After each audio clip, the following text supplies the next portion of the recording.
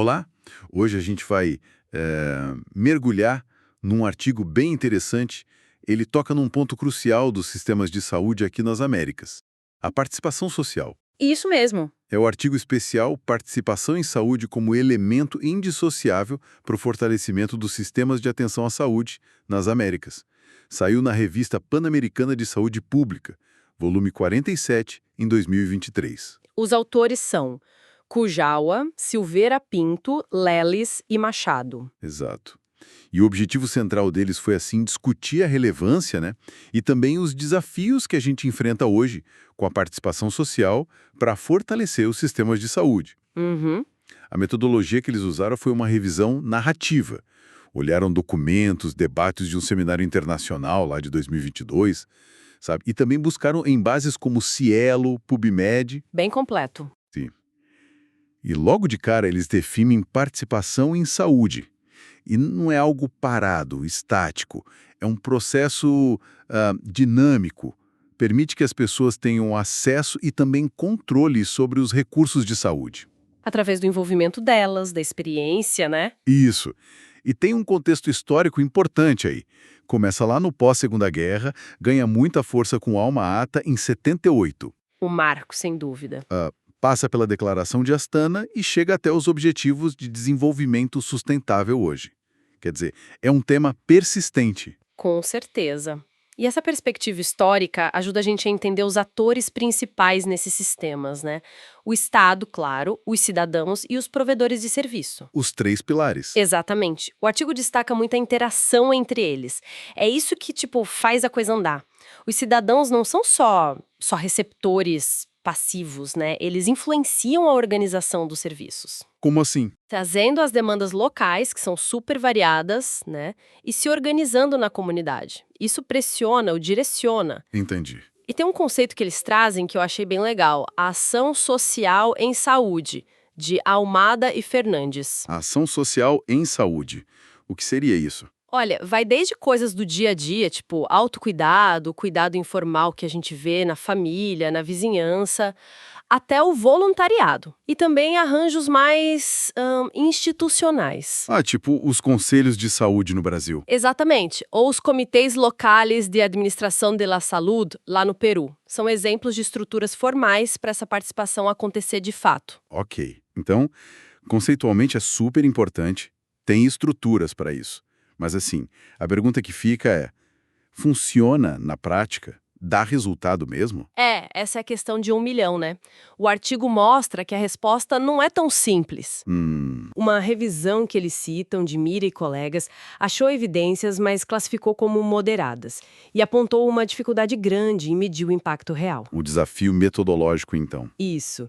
E para complicar um pouco, outra revisão, de George e equipe, que olhou países de média e baixa renda, viu que muitos estudos descrevem a participação comunitária, mas de um jeito meio superficial, sabe?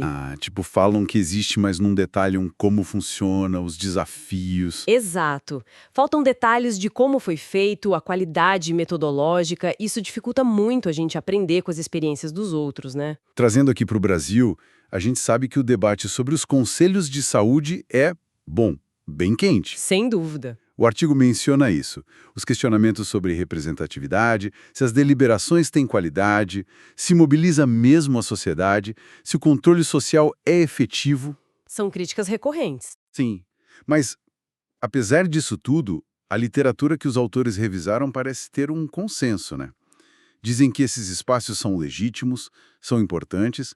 A questão maior talvez seja como fortalecer a institucionalização deles. E aí veio a pandemia de Covid-19 para, jogar uma luz enorme nisso. É verdade. Um estudo citado de Haldane e outros olhou 28 países e mostrou como a participação foi central para a resiliência dos sistemas de saúde. Como assim central? Pensa na adesão das pessoas. Distanciamento social, usar máscara, lavar as mãos, vacinação.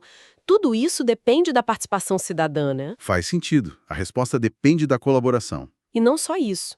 A mobilização social para ajudar quem estava mais vulnerável, com comida, com apoio.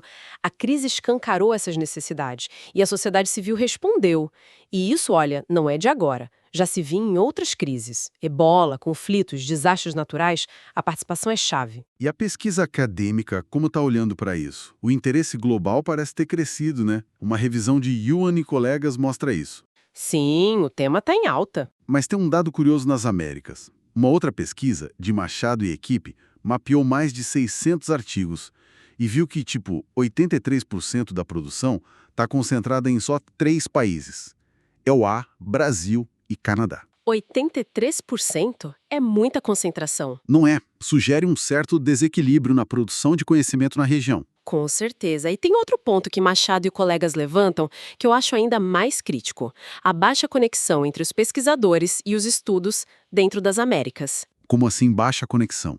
Parece que tem pouca coautoria entre pesquisadores de países diferentes, sabe? Pouca citação cruzada. A impressão é que o tema participação em si, ele não agrega tanto uma rede de pesquisa quanto problemas de saúde específicos, tipo HIV, tuberculose. Entendi. As pessoas se conectam mais em torno da doença do que do mecanismo de participação. Parece que sim. Talvez a exceção seja o campo dos conselhos aqui no Brasil, que é mais conectado internamente, mas talvez, por outro lado, um pouco fechado para fora. Então, o conhecimento sobre como fazer a participação funcionar melhor pode não estar circulando como deveria entre os países da região. Exatamente. Isso limita a gente a aprender uns com os outros, construir um conhecimento regional mais forte. Fica claro que a gente precisa dar mais visibilidade para as experiências diversas que existem. E promover mais troca, mais estudos comparativos? Isso. Iniciativas como os Laboratórios de Inovação em Saúde, os LIS da OPA-OMS, ou mesmo a ideia de uma rede latino-americana de participação em saúde.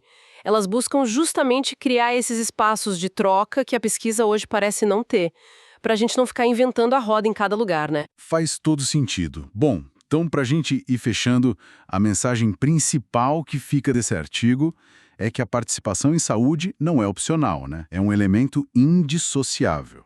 Essencial. É chave para o direito à saúde, para ter sistemas mais resilientes, políticas que funcionem melhor e fundamental para os ODSs.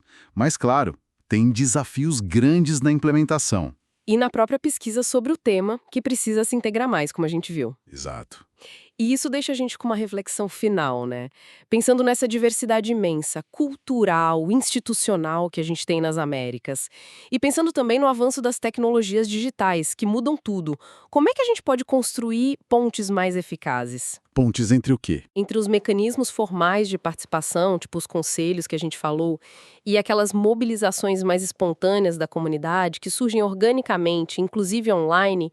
Como fazer essas duas forças trabalharem juntas para fortalecer de verdade os nossos sistemas de saúde? Fica aí a provocação.